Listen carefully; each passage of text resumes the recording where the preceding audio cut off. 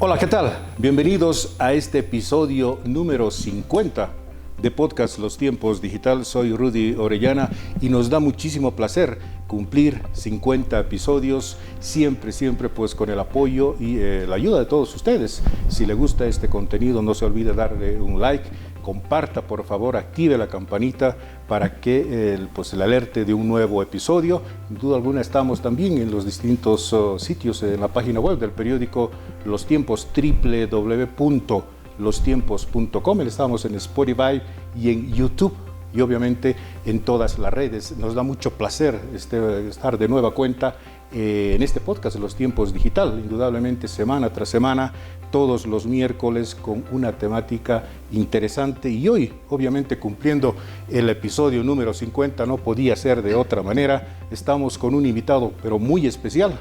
Vamos a hablar de periodismo, vamos a hablar de comunicación, vamos a hablar de redes sociales, pero sobre todo vamos a hablar de toda esa experiencia que ha significado para nuestro grato invitado de hoy el poder recorrer dos mundos distintos y obviamente tener el corazón partido, como lo habíamos mencionado extra cámara. Estamos con Diego Viamont, conocido a nivel nacional y obviamente departamental. Es el abogado, es periodista y también es jefe de prensa de Red 1 Cochabamba.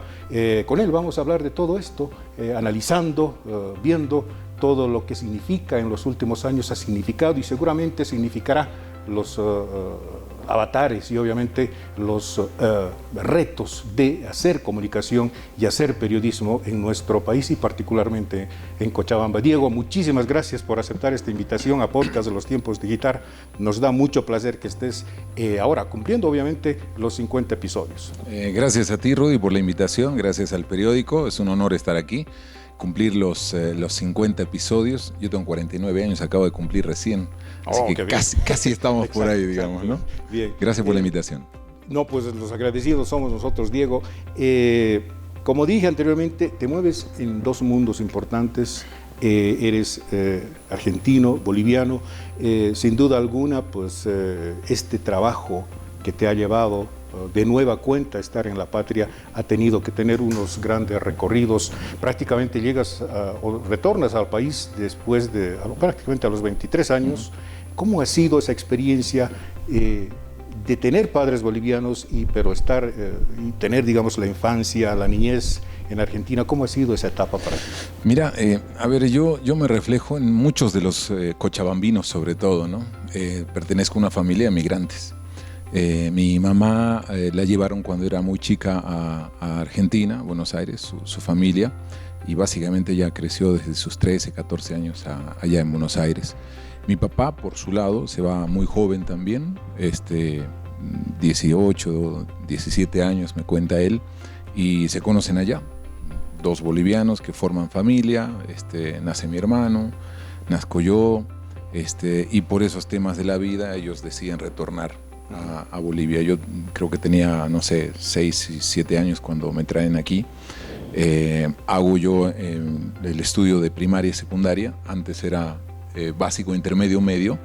Y después, el último año de bachiller, mis padres deciden retornar a Buenos Aires por temas económicos. La situación aquí en el país no estaba muy bien y era el famoso momento del 1 a 1 en Argentina. $1, $1, ¿no? Entonces todo el mundo. Y ellos se van justo cuando yo estaba en el último año de promoción. Y estaba mi hermano mayor, yo y mi hermana menor. Y nos dejan solos, como ocurre con muchas familias migrantes, ¿no? Que se quedan con el tío, con el abuelito y demás. Bueno, yo a mis 17 me creía muy autosuficiente con mi hermano y nos dejan solos en la casa. Mi hermana menor va a vivir con una tía porque era mujercita. Y a medio año, menos, 3, 4 meses de lo que se van mis papás, le toca irse a mi hermano mayor.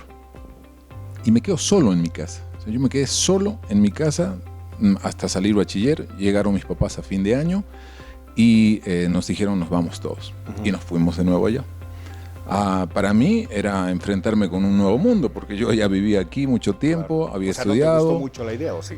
Sí me gustó la idea, me gustó porque siempre añoraba yo conocer, volver, porque los recuerdos de niño se desvanecen, ¿no? Claro. Entonces sí, y cuando llegué me gustó, pero fue un choque también, ¿no? Porque yo tenía otra forma de hablar, o sea, crecí aquí. Claro. Fue un choque cultural que lo afronté, que lo asumí, me gustó. Y bueno, estudié ya periodismo, trabajé antes, estuve haciendo muchas cosas. Entré a trabajar a un multimedios que ahora está en crisis, justamente desde el Multimedio América. Uh-huh. Estuve ahí un año haciendo entre prácticas y trabajo en el archivo del famoso periódico El Cronista Comercial. Y ahí pude ver un poco cómo es toda la movida de los medios, los grandes sets televisivos, un multimedio que tenía, bueno, su canal de cable, su canal de aire, sus radios, AM, FM, que allá la radio es muy potente todavía. Entonces, eso, ¿no? Y por cuestiones de la vida, yo vengo de vacaciones y resulta que el que ya no iba a volver, que era yo, o sea, yo les decía, yo quiero quedarme aquí, quiero establecerme en Argentina. Resulta que me quedo enganchado, ¿no? Prendido de esta profesión que es el periodismo. Es un poco, digamos, ¿no? No sé, a breve resumen, parte de lo que ha sido mi vida. Qué interesante. En ese afán de poder estar con los medios de comunicación argentinos, ¿tuviste la oportunidad de entrar en relación con compatriotas bolivianos, con inmigrantes, un poco tal vez ver esa realidad en la que vivían? ¿Cómo estaba dispuesto ese tema? Mientras yo estaba estudiando allá y vivía allá, no tenía relación. No tenía relación más que con alguna familia que también tengo allá, pero mi relación era netamente con gente de allá. Uh-huh. Donde entré a estudiar, donde entré a trabajar, mi relación fue netamente con los de allá, pero obviamente que yo veía y escuchaba algunas radios bolivianas, pero nunca fui a alguna radio boliviana a hacer algo, digamos, ¿no? O a pedir trabajo o lo que sea.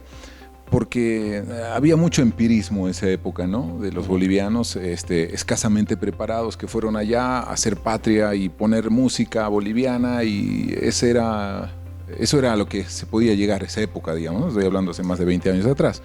Ahora sí, ya hay una nueva camada de paisanos, hijos de bolivianos que han estudiado, que han hecho cursos de locución, están en buenos lugares en la radio, hacen radio muy buena, aceptable para toda la colectiva boliviana, y también hay gente que es muy empírica, digamos, que se formó a lo que pudo, digamos, ¿no? Pero mientras estuve, no tuve relación. En realidad, cuando más relación tuve fue cuando vine aquí, trabajé, y por razones del trabajo, del canal, fui allá a hacer cobertura y ahí me los conocía a todos, digamos. Claro, ya sabías. Ahí me los conocía a todos. Sí. Ahora, cuando retornas, si no estoy mal informado, retornas a los 23 años, prácticamente en 1998. Exacto, 98, sí. A Bolivia, ya con la idea definida de quedarte. Es decir, no. Ya... No, yo vine de vacaciones en realidad. Sí. Yo vine de vacaciones, una tía conocía a Ninoska Lazarte, que era jefa de prensa de Bolivisión en ese entonces. Y ahí me dicen, ¿no quieres ahí chequear, practicar? Si te vas a quedar un mes, trabaja, recuperas tu pasaje y te vas. Y dije, bueno. Y es así como me entrevisto con Ninoska. Y bueno, ella me dijo, bueno, venite una semana a practicar y después ya vemos. Bueno, que yo fui 2-3 días y ya no volví hasta el día que tenía que comenzar. Y ellos pensaron que yo ya había desertado, ¿no? Entonces cuando los sorprendí, que yo fui directamente el lunes que tenía que comenzar, y bueno, ahí inició todo, digamos, ¿no? Ahí fue mi pasión por el periodismo, que siempre me ha gustado.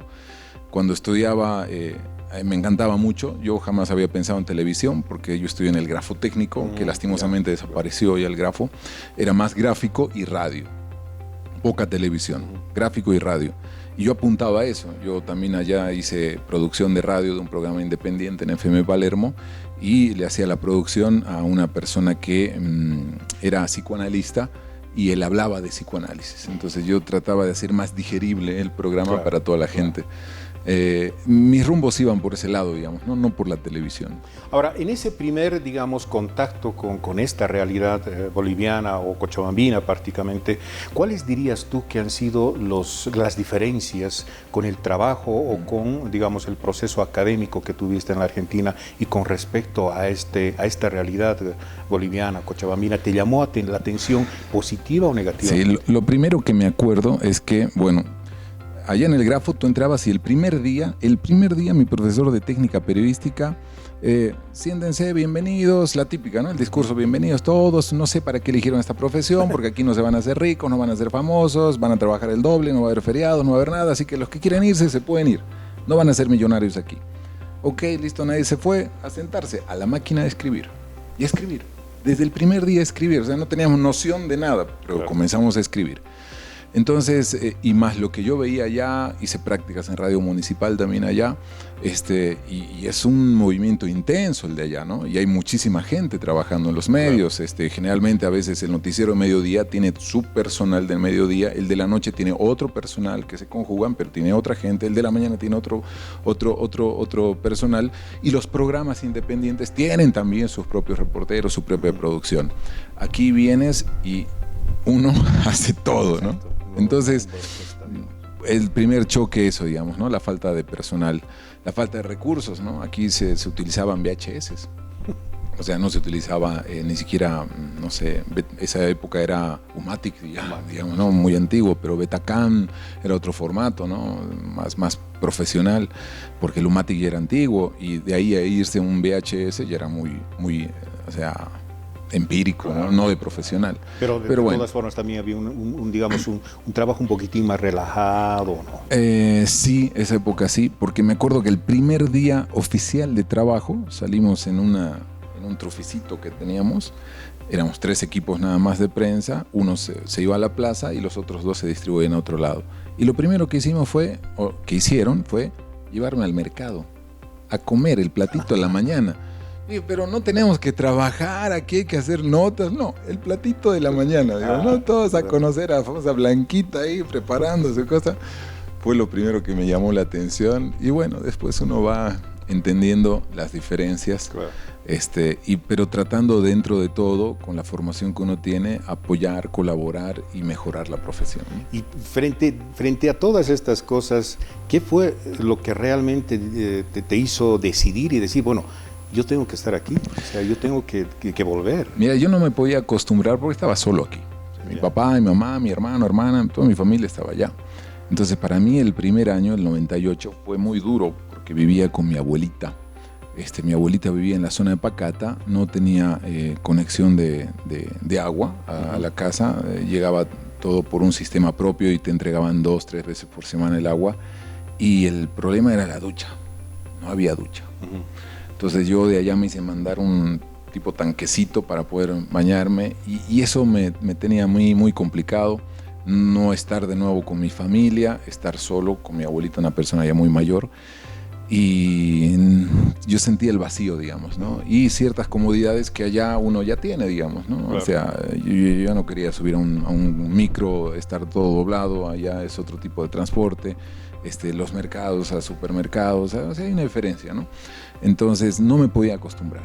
Y no me acostumbré hasta que en noviembre del 98, noviembre, casi diciembre, yo renuncié a Bolivisión y me fui. ¿A retornar? Sí, volví. Y cuando vuelvo, un mes, al segundo mes, mi familia me dice, ¿sabes qué? Nosotros hemos decidido retornar a Bolivia. Wow. Mi papá y mi mamá. Como una especie así de... Claro, y yo dije, ¿no? ¿Qué hago, digamos, no? O sea, se van ellos y me quedo aquí, donde quiero estar, pero me quedo solo igual, ¿no? O sea, sin papá, sin hermano, sin mamá. Pucha, ¿qué hago? Dije, entonces, ahí se dio de nuevo, bueno, si van a volver cuanto antes, quizás pueda recuperar el trabajo, me dicen, ¿no? Entonces yo vuelvo creo que en enero.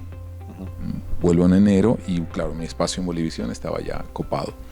Entonces no sabía qué hacer, fui a Fides, tenía un amigo ahí, pero bueno, no entré a Fides, y después me acuerdo que se lanzaba un canal local, y ahí me recibieron, ¿no? Me recibieron en este canal local, que no voy a decir cuál es porque todavía sigue, pero estaba muy politizado esa época. O sea, a mí me habían prometido que no tenía nada que ver con política, y resulta que de un momento a otro me pasan guiones para presentar aludiendo a un político. Entonces ahí hablo con Inosca Lazarte de nuevo y me dice, Diego, ¿por qué no volviste al canal? Me dice. Es que el espacio estaba ocupado. Y resulta que esa persona que ocupó mi espacio en Bolivisión se fue al canal donde a mí me contrataron, porque ese canal prometía cielo y tierra. Entonces quedó el espacio. Entonces yo dije, no, yo a temas políticos no me gusta, no entro a eso. Y hablé con Inosca, me dijo, vente, te van a recibir, acuerda con el gerente cuánto quieres ganar, cómo, si te pueden pagar o no, y comenzamos. Ok, y ahí comenzó mi carrera. De regreso a Bolivisión, y ahí me quedé como 6 años en Bolivisión. Ahora, obviamente, Diego, como tú dices, era una época bastante conflictiva también, ¿no? Es decir, el 98, digamos, había una serie de temas importantes, coyunturales en el país, donde indudablemente también los medios de comunicación estaban en una problemática compleja también. ¿Cómo resolviste ese tema en ese momento de poder, digamos, venías de una escuela más o menos tradicional, si se quiere, argentina, donde había seguramente los conceptos bien puestos y de pronto te encuentras en un conglomerado de temas, de enredos, de tema político, coyuntural?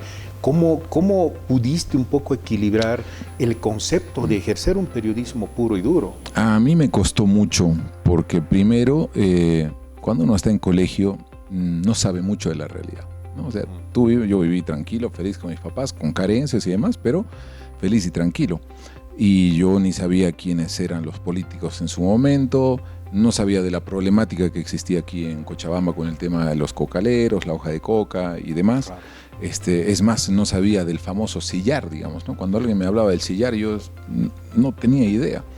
Pero el periodismo es tan apasionante que te va llevando por todos esos lugares donde en algún momento tú entrevistas a alguien, ¿no? Entonces empecé a conocer mucho más y empecé a leer mucho más, ¿no? Yo me comía todos los periódicos habidos y por haber, tratando de conocer y adentrarme en la problemática del país. Entonces yo me acuerdo que me traje de allá a Buenos Aires una mini grabadora, las pequeñitas de antes. Entonces yo salía a todo lado y grababa, porque no teníamos celular en esa época, ¿no? Para grabar. Claro. Entonces salíamos y grababa. Entonces mientras iba volviendo al canal, yo escuchaba mi grabadora y iba escribiendo la nota. Porque me costaba, porque no tenía el background necesario para escribir más rápido como lo hacían Inosca, otros compañeros. Entonces ese fue mi primer aliado, mi grabadora, y escuchar 50 veces lo que decía el entrevistado, escribir, leer los periódicos. Y ahí fui engranando de nuevo en la problemática nacional, enterándome de las cosas, viajando. ¿Por qué? Porque de un momento a otro me dijeron, no sé, yo salí a trabajar así con camisita y me dicen, derrumben el sillar, hay que viajar. Y yo ya estaba viajando. Conflicto con los cocaleros, yo ya estaba yendo al Chapare y a veces me quedaba 3-4 días en el Chapare enviando los cassettes en flota. Entonces ahí me fui adentrando y bueno, tratando de aportar al periodismo, porque da la casualidad que cuando yo comencé aquí a hacer periodismo en Cochabamba, también había una camada de nuevos profesionales, o sea, de gente que había salido ya de la academia, y creo que la primera carrera que hubo en comunicación fue de la Católica, muchos son de la Católica. Entonces Inosca tenía su academia, algunos compañeros de trabajo como Angélica Lazarte también era profesional de la academia, quizás no con el training y con la práctica que uno quisiera, pero ya tenían academia. Y era muy distinto hacer el periodismo que toda esa gente joven hacía a los que estaban hace mucho tiempo ya haciendo un periodismo empírico, que en algunos casos lo hacían bien y en otros no lo hacían bien, ¿no? Estaban dedicados a otro tipo de cosas. Pero bueno, ahí fue dándose una especie de, no sé si división, pero sí de dos sectores, uno de nuevos chicos profesionales con academia por detrás y los empíricos, ¿no? Que estaban ahí, que habían abierto los pasos del periodismo, pero que yo creo que muchos de ellos ya habían cumplido un ciclo, digamos, ¿no? Y debían dar paso a ellos, a los chicos que estaban en la academia. No da a nadie paso, pues, porque nadie te cede su trabajo. Claro. Pero este grupo de gente joven empezó a abrirse ese espacio. ¿Cómo? Preguntando, siendo incisivos con las autoridades, y no solamente, como antes era, en algunos casos, un periodismo repetitivo de declaraciones solamente, ¿no? Entonces amplificaba lo que te decía, poner el micrófono, escuchar y decir qué es lo que dijo el entrevistado, ¿no? Empezamos ya a cuestionar. Había un periodismo crítico, ¿no? Sí, no era un generalizado, ¿no? Eran algunos puntos de gente muy capacitada empíricamente, que se dedicaba a aquello, pero no era general, ¿no? No era general. Ahora, Diego, hay un dilema, hay una dicotomía, ¿no? Dentro de lo que significa, por ejemplo, las universidades, si bien las universidades, el tema académico te puede brindar la teoría, obviamente, una teoría, digamos, firme, que te puede ayudar, te puede conducir, digamos, desde el punto de vista académico, pero otra cosa es también el trabajo de campo, entre comillas, ese periodismo de aventura que tú cuentas, por ejemplo. Son dos cosas absolutamente distintas a la hora de la verdad. Es decir, por ejemplo, cuando tú hablas de las nuevas generaciones que se graduaban, pues si bien tenían una formación, no tenían el background que en este caso tú pudiste haber tenido, o esas otras personas de la experiencia. Pero tiene que ser complementaria. Claro. Esa academia con la práctica tiene que ser complementaria. Yo sé que los chicos en la universidad actualmente empiezan a hacer análisis de los noticieros y nos destruyen, ¿no? Pero eso está mal, a diferencia de CNN. O sea, no somos CNN, ¿no? O sea, los medios en Cochabamba no somos CNN. Tampoco un medio de Argentina, de Chile, de Brasil es CNN. CNN es otra cosa, es un canal de noticias. Hay que compararnos con otros canales que tienen sus noticieros. Y te diré que no estamos muy lejos. Pero hay un problema en nuestro país, y es la baja formación periodística que tienen las universidades para con los estudiantes. Yo soy muy crítico. Ellos nos critican duro, los docentes nos critican duro, ustedes esto, ustedes lo otro, pero yo les devuelvo la crítica diciéndoles que ellos nos entregan un insumo, el periodista o el estudiante o el nuevo profesional, que no está capacitado para ejercer directamente el periodismo. Y esto se lo puedo rebatir a cualquier persona. ¿Por qué? Porque yo tengo año redondo practicantes de universidades públicas y privadas. Y ninguno está apto para sentarse, redactar y hacer una nota. Una nota. No pueden hacer una nota.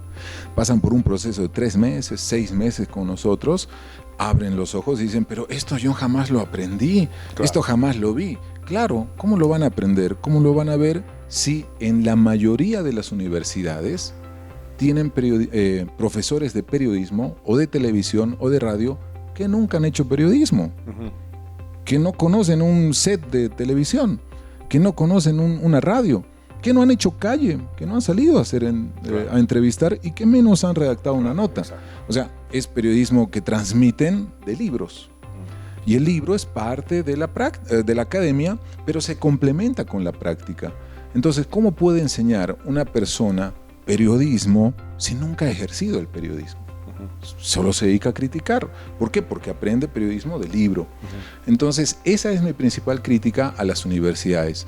Si yo pongo a enseñar medicina, tiene que enseñarte un médico que está ejerciendo. No puede ser un médico que solo es teórico, que terminó la universidad, no operó nunca, no atendió nunca a un paciente y se pone a enseñar medicina. ¿Cómo va a enseñar medicina? No puede ser, ¿verdad? Entonces, ¿cómo toleramos que las universidades, o cómo los estudiantes, toleran que una universidad le ponga un profesor de periodismo televisivo o de radio y nunca haya hecho radio o periodismo televisivo? Exactamente. Yo creo que como que has dado un poco en el clavo, Diego, porque, por ejemplo, en este mismo podcast hemos tenido invitados estudiantes, jóvenes estudiantes que prácticamente están en lo que tú dices. Es decir, por ejemplo, las universidades no les están dando herramientas claras de decir, bueno, aquí en estas 4 paredes del aula son estas cosas y estas cosas desde el punto de vista teórico, y otra cosa es enfrentarse a una realidad pura y dura donde, como tú dices, pues prácticamente no se atina absolutamente a nada, ¿no? Ahora, desde esa perspectiva, ¿tú crees que todavía las universidades están con unos programas bastante, yo diría, súper teóricos? Yo recuerdo, por ejemplo, de la década de los 60, de los 70, donde lo más importante era la teoría. ¿Qué significa periodismo? Comunicación social, etcétera, pero no están ejerciendo la otra parte que tú mencionas. ¿Cómo, digamos, se puede fusionar este tema para que, en este caso, la formación académica en nuestro país de periodismo, cualquiera fuera la circunstancia, se pueda abrir, ¿no? Abrir y decir claramente, pues, la realidad Y peor todavía esta realidad en la que estamos viviendo con la explosión, sé que seguramente un poquito más adelante hablaremos de las redes sociales, plataformas, etc. Y bueno, ellos se tienen que abrir al periodismo moderno, ¿no? Y si una universidad quiere enseñar periodismo, tiene que tener docentes que son periodistas, que están en la calle, que tienen el título correspondiente y que no solamente tienen la academia, sino tienen la práctica. Y eso creo que es básico para cualquier profesión. Yo no puedo ser docente de derecho si nunca he ejercido el derecho. ¿Cómo voy a enseñarle a litigar a una persona o le voy a enseñar derecho penal si no he pisado ni siquiera el juzgado? No he pisado siquiera la Fuerza Especial de Lucha contra el Crimen, que es parte de la profesión del abogado que quiere estudiar o que quiere dar docencia en un área penal. Entonces, yo creo que aquí parte un poco de los estudiantes, ¿no? De ver cuál es la malla curricular que le ofrece una universidad, pero no solamente la malla, ¿quién le va a dar clases? ¿No? Tú entras a cualquier escuela del exterior, una muy conocida en Argentina, TEA, y ahí te dicen sus docentes. ¿Y en qué medios están? Ese es el currículum, el mejor currículum de una escuela. Fulanito, periodista en Clarín, fulanito, periodista en, no sé, Artear, fulanito, periodista en Telefe, fulanito, periodista, o estás en una agencia, en algo tienes que estar. No puedes ser un docente a tiempo completo de teoría y no ejercer tu profesión, salvo seas una persona que ha estado 20, 30 años ejerciendo tu profesión y después te dedicas enteramente a la docencia. Claro que sí, tienes, ¿no? Todo un aparato por detrás, experiencia por detrás, experticia por detrás de 20, 30 años para después enseñar. Pero no puede haber una persona que sea netamente teórica, jamás haya ejercido la profesión y quiera enseñar. Ahora, me gustaría un poco cambiar de óptica. En la década de los 70, Diego, se presentó una gran propuesta de políticas comunicacionales nacionales en nuestro país, ¿no? Donde obviamente había una reforma profunda de los medios de comunicación, sobre pretexto, digamos, de que los medios habían caído en una serie de crisis, no solamente conceptuales, sino también de práctica, etcétera, etcétera. ¿Cómo ves tú ahora los medios de comunicación, así en términos generales, sea escrito, radial o televisivo, tomando en cuenta, digamos, no solamente este proceso de crisis mundial que fue la pandemia, sino también las crisis conceptuales, el tema económico, el boom de las plataformas, el boom de las redes sociales, que sin duda alguna son luz y sombra? ¿Cómo ves en términos generales los medios de comunicación en el país? Yo los veo en una lucha permanente por sobrevivir, ¿no? Frente a las redes sociales, frente a esto, ¿no? Frente a este aparatito que tanto nos ayuda, pero también nos puede destruir, en una permanente lucha por sobrevivir, por tratar de mejorar su contenido y brindarle a la gente una gama amplia de lo que es la televisión. La televisión no solamente te tiene que ayudar a formar, es parte de aquello, sí, pero la formación de los hijos no es pues tarea del gerente de programación de un canal, ¿no? Claro. O sea, el gerente de un canal tiene que pensar en informarte, en entretenerte y tratar de formarte, tratar de darte algo interesante a través de las pantallas. Pero cuando uno tiene enfrente a este aparato y las redes sociales, la competencia entonces se torna desigual, porque a las redes sociales nadie le exige nada. ¿A quién le vas a ir a pedir? A Mark Zuckerberg, oye, forma con el Facebook, ¿no? Déjate de tanto chisme, digamos, ¿no? TikTok, por favor, chinos, no sé, hagan otra cosa con el TikTok, no sé. Entonces, están en una permanente lucha, ¿no? Nos ha golpeado la pandemia, han golpeado a los tradicionales medios, las redes sociales, y estamos en un proceso de readaptación ya hace mucho tiempo atrás. Yo cuando estaba en Argentina y estudiaba periodismo ya se hablaba de los multimedios. Las grandes corporaciones que era un periódico, era una radio y era la televisión. Era el boom, ¿no? Ser multimedio. Después de los multimedios, aquí teníamos los medios locales, pero después se pasa a las redes de televisión, ¿no? O sea, las redes nacionales. Lo mejor era ser parte de una gran red. Después esas redes vuelven a darte importancia a lo local. ¿Por qué? Porque la gente aquí quiere saber lo que está pasando en la esquina de su casa, no lo que está pasando en Tarija, Sucre, que es parte de la información. Pero si tú estás en Cochabamba, quieres saber qué está pasando a la vuelta de tu casa. Entonces vuelves de nuevo a tu realidad. Y en medio de eso se insertan las grandes cadenas televisivas que aparecen, ¿no? Con noticias 24 horas, CNN, que tuvo su momento de gloria, y digo tuvo porque yo no creo que tenga tanta preeminencia como antes, dándote noticias del mundo. Y todos creían que la globalización, lo nacional, estar, presente solamente en lo nacional y en lo internacional era lo importante, cuando en realidad hemos vuelto a lo de antes, a tener redes locales con más fuerza. Un claro ejemplo es la red donde trabajo. Es nacional, pero tenemos independencia en Cochabamba para generar nuestra propia información y alimentamos a lo nacional. La Paz hace lo mismo, Santa Cruz lo mismo, y con nuestras afiliadas en el resto del país se hace lo propio. Es decir, la gente quiere saber qué está pasando a la vuelta de la esquina, y eso no te lo da CNN, no te lo da Fox News, no te lo da una agencia de noticias internacional, te lo da un periodista local y un medio local. Exacto. Un poco volviendo a lo que mencionabas hace un momento, Diego, no sé si tú coincides conmigo, a diferencia del periodismo con respecto, por ejemplo, a otra profesión que puede ser, qué sé yo, la abogacía, o ser abogado, médico, arquitecto. En este caso, un arquitecto tiene que ejercer la profesión de arquitecto. Y en este caso, por ejemplo, un periodista está justamente sopesando primero su formación, su profesión, y obviamente todos los que están por detrás. Es decir, por ejemplo, con este tema de las redes sociales se ha roto esa regla de mensaje emisor-receptor.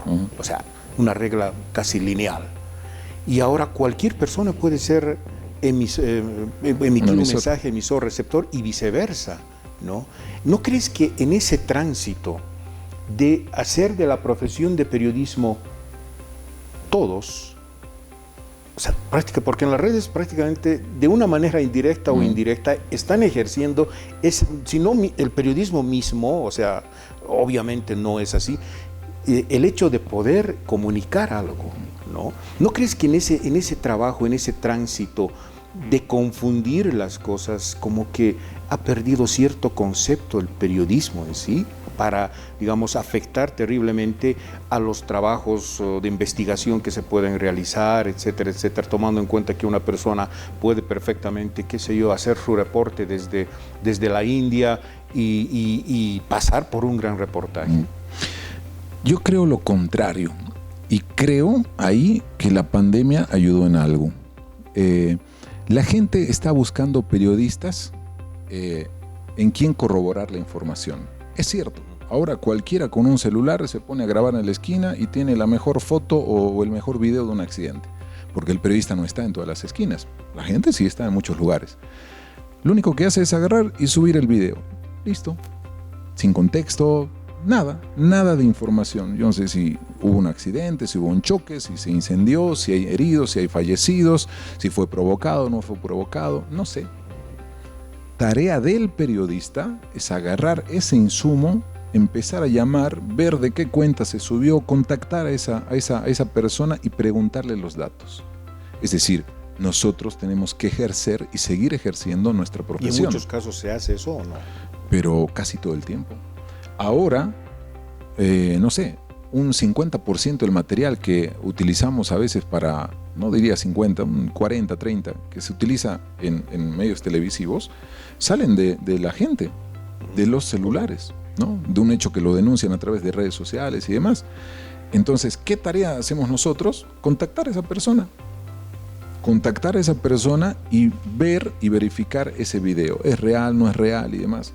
Yo me he pasado escribiéndoles a veces hasta el cansancio, vía Facebook, vía TikTok, para que me confirmen cierta data. Y regla para mí es no sacar nada sin verificar. No importa si lo sacó el medio de al lado, el medio del costado, mi competencia dura. No, yo te voy a sacar la noticia con el contexto. Y te voy a decir de qué se trata. Puedo tardar más, no importa, pero te voy a dar noticia de calidad. Y eso es lo que nos diferencia de la gente común y corriente, de a pie, que puede ser un youtuber, que puede ser un tiktokero, puede ser un abogado, un arquitecto, un albañil, un chofer que agarró y subió a la red la información. Nosotros procesamos la información, nosotros hacemos el trabajo periodístico. Y en la pandemia yo sentí eso, cuando empezaron a aparecer las fake news famosas y toda la gente empezó a darse cuenta que lo que está en las redes no siempre es real, no siempre es verdad, y que engañan, y que hay gente que con mala intención sube algo, no sé, por darse fama o por simplemente reírse del resto. Entonces la gente aprendió que hay falsa información circulando en las redes sociales y necesita a los canales, a los periódicos con renombre para verificar la información. Me pasa a mí con mi página personal. La gente me pregunta, ve noticia en otro lado, ¿es cierto esto? ¿De verdad esto ha pasado? Entonces tú con una publicación o desmientes o confirmas y se quedan con lo que tú dices. Entonces yo creo que el periodista tiene todavía mucho trabajo por delante, porque la gente no hace periodismo, la gente simplemente transmite, ¿no? Comunica, podríamos decir, sin contexto, sin hacer trabajo periodístico. Exacto. En ese sentido, ¿tú crees que la gente ya ha comprendido perfectamente que pues tiene que elegir las noticias corroboradas y veraces, ¿no es cierto? Es decir, bueno, haciendo referencia un poco a lo que sucedía en la pandemia, se desinformaba, pero terriblemente, había una desinformación brutal, no solamente con respecto al momento que estábamos viendo, sino a una serie de hechos, no solamente a nivel nacional, sino a nivel mundial. Entonces, ¿crees tú que ese sí es un punto bastante positivo, que la gente ya ha entendido perfectamente que tiene que pues corroborar y obviamente asirse a un medio de comunicación? Yo creo que está aprendiendo. En nuestro medio, la gente está aprendiendo a eso, a corroborar la información con un medio. Puede ser Los Tiempos, que tiene presencia en redes sociales, puede ser Red 1, o puede ser un periodista al que sigan, ¿no? Que tenga credibilidad y que digan, no, ese nos da la información y lo sigo. Está en ese proceso la gente de aprender. Esta es una tarea constante de decirle a la gente, porque yo tengo a mi mamá ahora que está de visita. El TikTok dice, ¿quién dice en el TikTok? ¿De dónde viene ese video? ¿Lo viste? Entonces, claro, desde la familia, digamos, ¿no? Hacemos eso y lo hacemos en los canales, te aseguro que aquí también se hace eso, de corroborar la información y brindarle algo a la gente. Y la gente busca. Ahora yo creo que cuando es una noticia muy delicada, lo primero que haces es entrar a los medios para verificar si es cierto o no. O prender la tele y ver el noticiero. ¿Está en el noticiero? Es cierto, no hay dónde perderse. Pero si está en la red, la duda.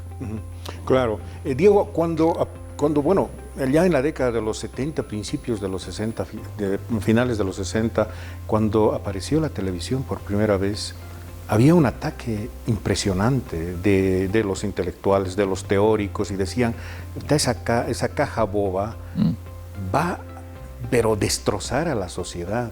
Y de hecho lo está destrozando, decían, ¿no? Es decir, la televisión es lo peor que nos ha sucedido a la humanidad, ha desintegrado a las familias, la televisión, que esto por acá, una serie de teorías nefastas con respecto a la televisión, y paulatinamente la gente se dio cuenta que la televisión, si se usaba de una manera absolutamente positiva y si se le daba el uso correcto, y además el televidente sabía perfectamente discernir entre un canal y otro, pues marchaba bien las cosas, y como que, bueno, tuvo un proceso de afianzamiento, etcétera.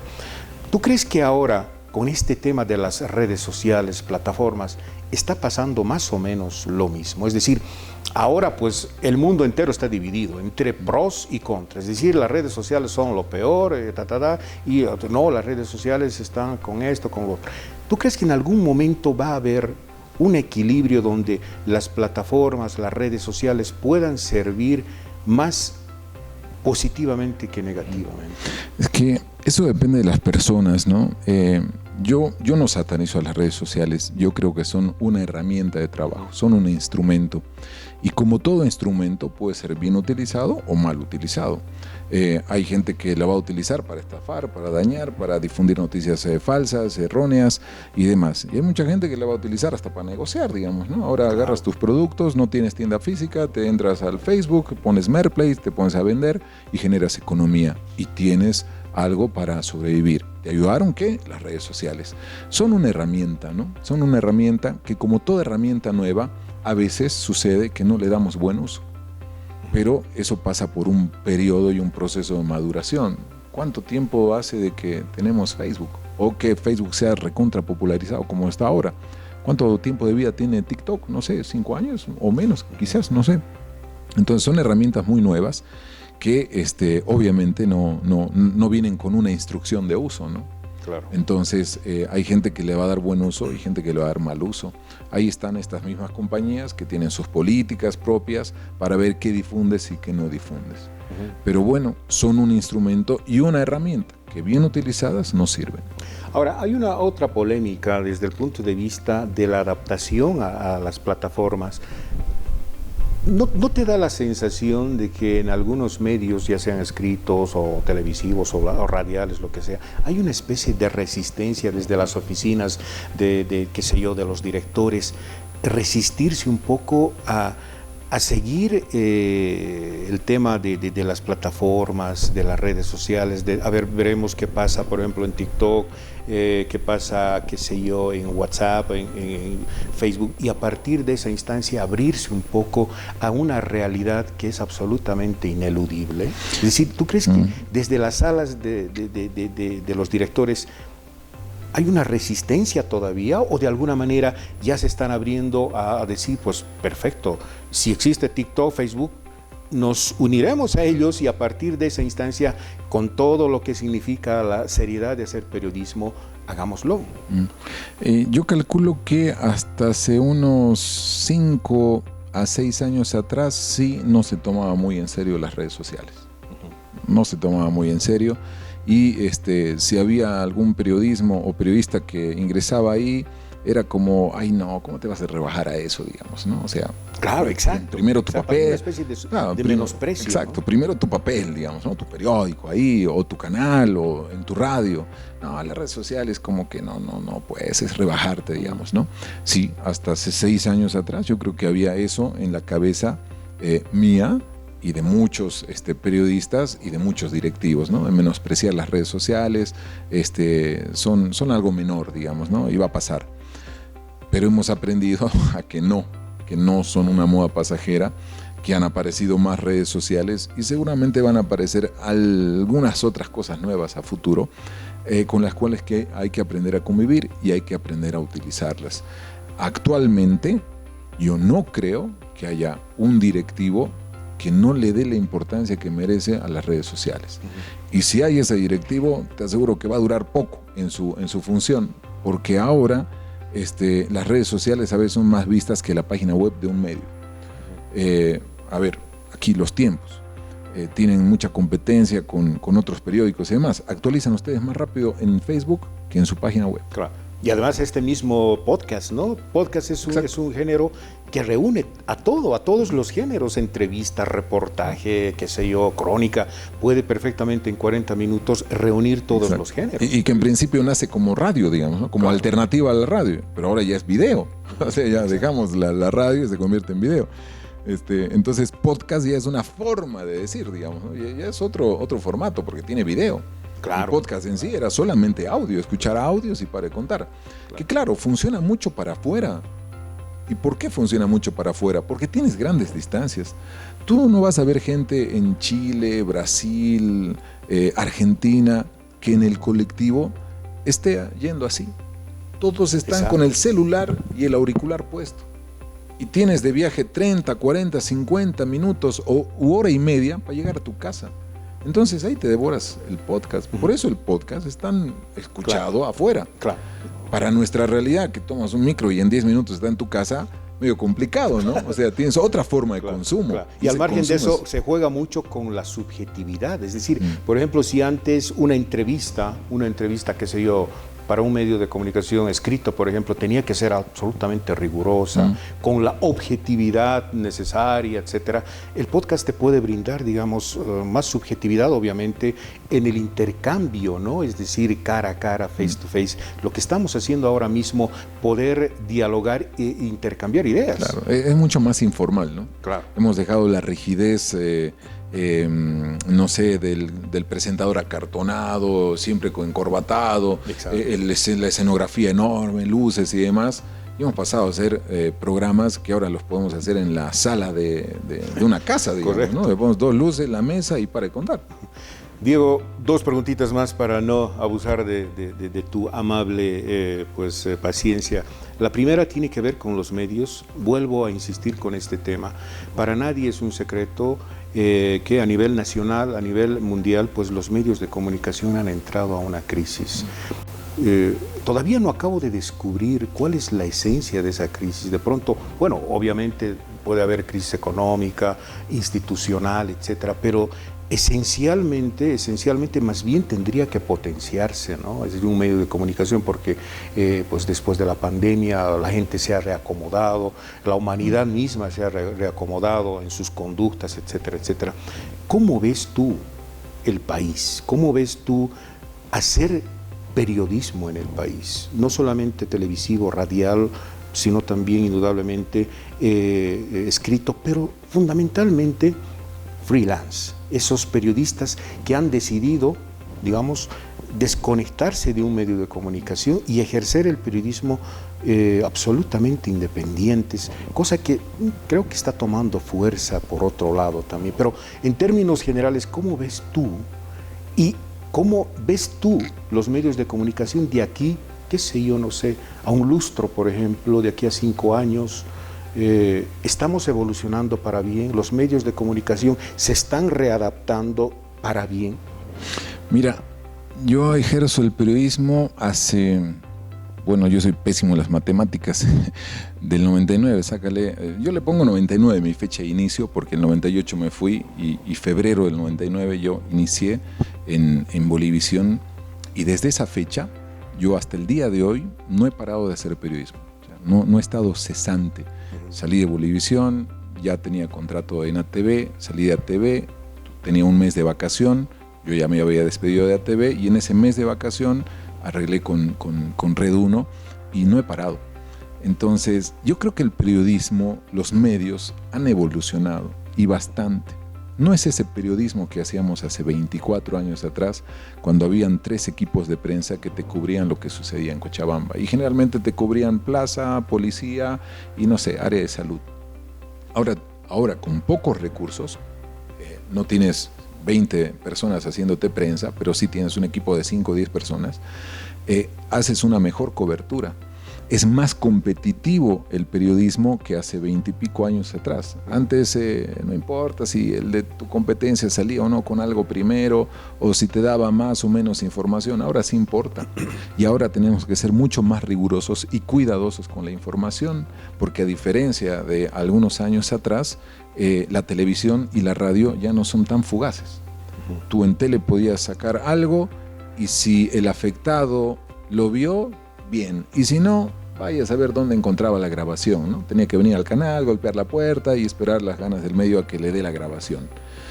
Pero ahora no, ahora todo está aquí, todo está en las redes. Los programas se transmiten también por redes, también se transmiten por la página web, quedan como archivo en la página web, no se borran. Entonces nos ha obligado eso a ser mucho más responsables, más rigurosos con la información. Yo creo que hemos evolucionado para bien, claro. En la vida nunca llegas a la perfección, todo esto es un camino y vamos mejorando, a diferencia del periodismo que se ejerce en otros lados. El tema económico, el golpe económico a los medios de comunicación aquí en el mundo, te mueve todas las estructuras, porque si tú no tienes los recursos para hacer periodismo con los medios que requieres, con la libertad que requieres, siempre vas a tener problemas, no vas a poder hacer lo que necesitas. Afuera tú tienes un medio poderoso que tiene mucha plata y te designa 3 personas para hacer un reportaje. Y vas a ese reportaje y te mandan, qué sé yo, al interior del país y te pagan por una semana para que tú vengas con una pieza, ¿no? Aquí, ¿qué medio de comunicación puede darse el lujo de pagar a 3 personas durante una semana para que te creen solo una pieza? Nadie, claro, nadie. O sea, tú tienes un equipo reducido de periodistas que te tienen que generar información para llenar los espacios que tienes en televisión o en radio o tus páginas de periódico o tu web en último caso. Entonces, lo económico afecta y mucho. Si estamos mejor económicamente, puedes hacer mejor tus funciones. Yo siempre le digo a un periodista, ahora, para hacer periodismo, solo necesitas esto, nada más. Con esto filmas, con esto fotografías, con esto grabas, con esto editas y con esto subes tu información a tu red o a tu página web. Listo, no hace falta más que esto. Pero claro, ¿cómo sobrevives? ¿No? ¿Cómo Claro, sobrevives? claro, ¿Quién te exacto. paga? ¿Quién te sostiene? Puedes ser muy freelance y creerte muy independiente, pero si tú no tienes a alguien que consume tu producto y alguien que paga por tu producto, no sobrevives. Y tu aventura de freelance te dura 3 meses o 6 y después vas a golpear la puerta de los medios o al final te vas a buscar otro tipo de trabajo. Yo valoro mucho a la gente que freelance puede generar contenido, capta audiencia y esa audiencia le ayuda a captar publicidad para sobrevivir, porque te financias con la publicidad, no queda otra. Y los medios están en esa crisis. ¿Por qué? Porque ahora la torta publicitaria ya no es solamente periódico, radio y televisión.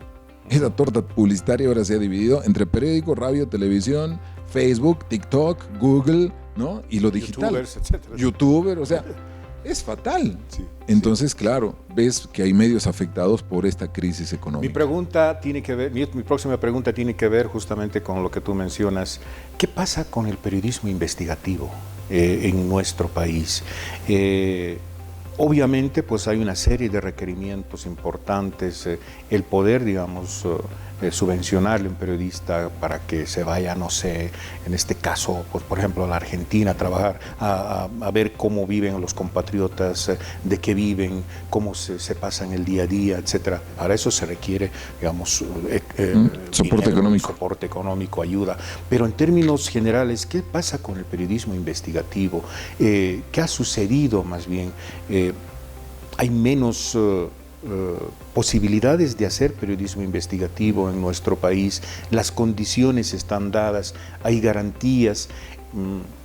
Seguramente muy pocos periódicos o muy pocas radios o canales de televisión hacen periodismo investigativo. ¿Cuál crees tú que son los principales motivos para estar cojeando en ese tema?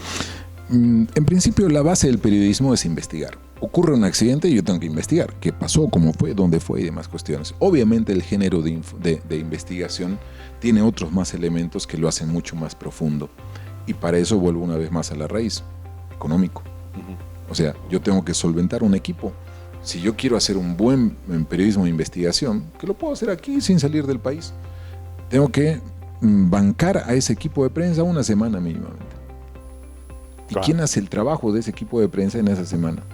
¿No? Entonces eso ya pasa por temas económicos, que a veces los medios en esta crisis que hay, que es económica y que viene por todos lados, porque la torta publicitaria no es la misma, porque el gobierno tiene medios, entre comillas, aliados a quienes les pone la publicidad y no es equitativo con el dinero que al final es de todos, en distribuirlo a todos los medios según su importancia. Entonces no tienes cómo financiar aquello, digamos, ¿no? Lo que se hace son algunos intentos aislados de hacer periodismo investigativo que se hace en el país. No voy a decir que no se hace en La Paz, en Santa Cruz, en Cochabamba, y que a veces le cuesta a un medio o a un periodista generar esa investigación y el resto la empieza a levantar, ¿no? Y a veces es periodismo entre comillas investigativo, pero a veces es que alguien te ha tirado toda la información, digamos, ¿no? ¿Te acuerdas del caso Murillo con Oki Diario? Ay, Oki Diario, no me acuerdo cómo se llamaba el periodista español. Uy, gran investigador, aprendan de él, nos decían, ¿no? Criticando a los periodistas bolivianos. Le daban en bandeja, toma, aquí están los documentos, publicados. Claro. Entonces hay que saber diferenciar, digamos, ¿no? Y la gente a veces, claro, no es periodista, no sabe lo que sucede entre telones, pero nosotros sí sabemos cuándo realmente es un periodismo real y de investigación y cuándo es un fulanito que por sus intereses agarró y te tiró los papeles. Claro. Tú lo único que hiciste fue sí, profundizar un poco, leer y ¡ploc! Lo pusiste al aire, un poquito, ¿no? El asunto, ¿no? Que pasa mucho eso, ¿no? Porque en esto también hay mucha gente que quiere utilizar a los periodistas porque tiene sus intereses de por medio. Claro. Quiere bajar a fulanito de la palestra y le saco estito y lo filtro. Y aparece un periodista como, oh, yo, gran investigador. Complicado. Es complicado hacer periodismo. Exacto. Una pregunta que siempre hacemos a nuestros invitados, Diego. Independientemente del periodismo, de hacer periodismo, de trabajar en televisión o cualquier medio de comunicación, ¿qué le apasiona a Diego? ¿Cuál es esa fuerza que diariamente le impulsa a seguir, no solamente con esta pasión que es el periodismo, sino como ciudadano, como ser humano, pese a las adversidades diarias, pese a tener esa conducta casi kafkiana, de quedarse en cama y decir hoy no quiero ir a trabajar y renunciar a todo? ¿Qué le mueve? ¿Cuál es la pasión? Mi familia, mis hijos, yo siempre lo he dicho, son mi motor de vida, ¿no? O sea, la familia es el motor de vida, por lo que uno quiere mejorar, por lo que uno quiere hacer y por lo que uno quiere dejar huella, ¿no? O sea, yo quiero que a mis hijos, no sé, el día de mañana nadie les pueda decir, pero tu papá era así, digamos, ¿no? O sea, yo quiero dejar una buena imagen, que ellos se sientan orgullosos de mí. Bien, Diego Viamont, abogado, periodista, jefe de prensa de Red 1 Cochabamba, pues un placer tenerte en Podcast Los Tiempos. Hemos intentado un poquito de pronto acercarnos a esa labor tan noble, tan compleja, como decía Gabo, una de las profesiones más maravillosas del mundo, pese a las circunstancias, pese a los sinsabores, pese al desaliento que puede existir en algún momento, seguir adelante, siempre como un derrotero claro y objetivo. Es una tarea difícil, sí, porque indudablemente uno tiene que lidiar con una serie de hechos, de acontecimientos, de pros, de contra, de enemigos, de amigos, etcétera, etcétera, pero siempre seguir adelante. Diego, muchísimas gracias por estar en podcast. Seguramente estaremos también hablando y dialogando y analizando y poniendo en la mesa otros temas importantísimos. Bueno, gracias a ti por la invitación, y yo siempre les digo a mi equipo de prensa, cuando a veces toca un cumpleaños y estamos trabajando, no hay nada mejor que celebrar trabajando. Y yo internamente digo, a mí me pagan por hacer lo que me gusta y me encanta. O sea, yo soy un obsesivo de mi trabajo y del periodismo, me apasiona. He podido conocer muchos lugares gracias a esta profesión, a muchas personas gracias a esta profesión, y la verdad que yo no me puedo quejar de trabajar un feriado o de trabajar, no sé, cuando el resto está descansando. Para mí esto es estar realizado. Me pagan por lo que me encanta hacer y con eso estoy feliz. Hacer lo que a uno le gusta, y si encima le pagan, muchísimo mejor, ¿no? Estoy chuchísimo. Claro que sí. En todo caso, pues a ustedes también, seguidores de Podcast de los Tiempos Digital, hemos querido poner de nueva cuenta en la mesa este tema de los medios de comunicación, ese trabajo diario de poder llevarles la información, de poder ser también artífices de la información y de alguna manera también ser parte de lo que está sucediendo, no solamente en nuestra ciudad a nivel nacional y obviamente a nivel internacional. Hemos querido un poco reflejar también lo que se siente estar ahí, como se dice, pues en la salsa, y desde esa perspectiva nuestro invitado de hoy, Diego Viamont, pues ha corroborado plenamente ese tema. Si le ha gustado este contenido, por favor dele un like, comparta, active la campanita para que cada vez que tengamos un nuevo episodio le alerte. Estamos en todas las redes sociales, estamos en YouTube, en Spotify, estamos en la página web del periódico Los Tiempos, www.lostiempos.com. Realmente agradecidísimos con todos ustedes. Hoy cumplimos 50 episodios de podcast. Son pocos, pero estamos adelante. Estamos reflejando cosas y temáticas importantes que pues en la medida de nuestras posibilidades así nos gusta compartir con todos ustedes. Estaremos la próxima semana. No se olvide, todos los miércoles, por favor, suscríbase a el periódico Los Tiempos y obviamente a nuestras redes. Muchísimas gracias, de verdad, muchísimas gracias por estar siempre en sintonía con Podcast Los Tiempos. Estaremos la próxima semana. Un gran abrazo y hasta entonces.